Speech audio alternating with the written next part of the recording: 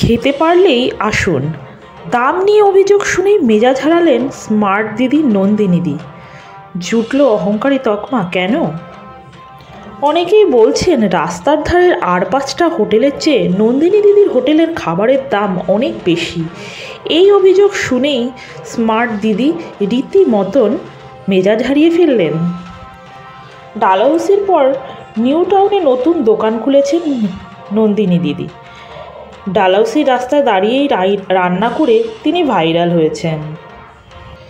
Internet খুললেই দেখা যায় তার রান্নার ভিডিও এবং তার হোটেলের নানান ধরনের খাবারের ভিডিও, সঙ্গে নন্দিনীদিকেও দেখা যায়।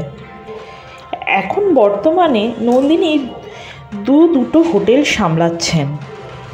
যদিও স্মার্ট দিদি নন্দিনীদির পাশে আরও অনেক দিদি সোশ্যাল মিডিয়ার মাধ্যমে অনেক জনপ্রিয়তা পেয়েছে। যেমন বনগাঁর মিষ্টি দিদি 90 টাকায় মাটন ভাত খাইয়ে হিট হয়েছেন, তেমনি বর্ধমানে মুনমুন দিদি 100 টাকায় পোলাও আর মাংস খাওয়াচ্ছেন। নেট পাড়ায় রীতিমতো অভিযোগ করছেন সবাই নন্দিনীদির দোকানের খাবারের দাম বড্ড চড়া। রাস্তার ভাতের হোটেলে রেস্তোরাঁর মতো দাম। সেই অভিযোগ শুনেই নন্দিনীদি ভীষণভাবে রেগে যান। সম্প্রতি এক ব্লগার গিয়ে নিউ টাউনের আকাঙ্ক্ষা মোড়ে নন্দিনীদির হোটেলে গিয়ে খাওয়া দাওয়া সেরে যে দিদি তোমার দোকানে মাছের দামটা অনেক বেশি, এই কথা শুনেই কড়া জবাব দিয়ে দেন স্মার্ট দিদি নন্দিনীদি। তিনি বললেন, আমার ব্যবসা আমি করব, আমি কাউকে জিজ্ঞেস করে এত কম দামে নিচ্ছি কেন, কম দামে বেচছি কেন, আমি কাউকে বলবো না। যার খাওয়ার সে খাবে, আর যে খেতে পারবে না সে আসবে না। আরও বললেন, সব ব্যবসায়ী এক ধরনের ব্যবসা করে না। কম্পিটিশন কোথায় হবে? তারা খেতে পারলে খাবে, না হলে আসবে না। কম দামের দোকান অনেক রয়েছে। তবে দিদির এরকম অহংকারী কথা শুনে চটেছেন অনেকেই।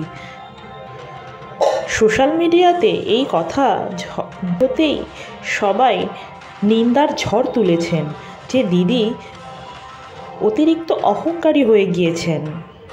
ভাইরাল হয়েছেন বলেই এত অহংকার দেখাচ্ছে, তো এনাকে নিয়ে এত বাড়াবাড়ি বা কিসের বুঝি না। এইভাবে কমেন্টসের ঝড় বয়ে গিয়েছে।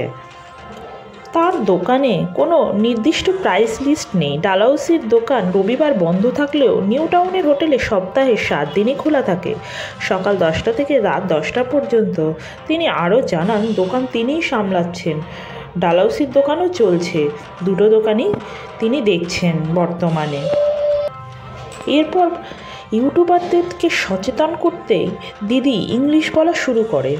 তখন ইউটিউবার্স বাংলায় কথা বলো বলে তাকে বলতে বলায় নন্দিনীদি জানায় যে আমি হিন্দি, ইংলিশ, বাংলা সব মিশিয়েই কথা বলতে পারি। তবে রাতারাতি এই ভাইরাল হওয়া স্মার্ট নন্দিনী দিদি অহংকার তো হয়েছে বটেই।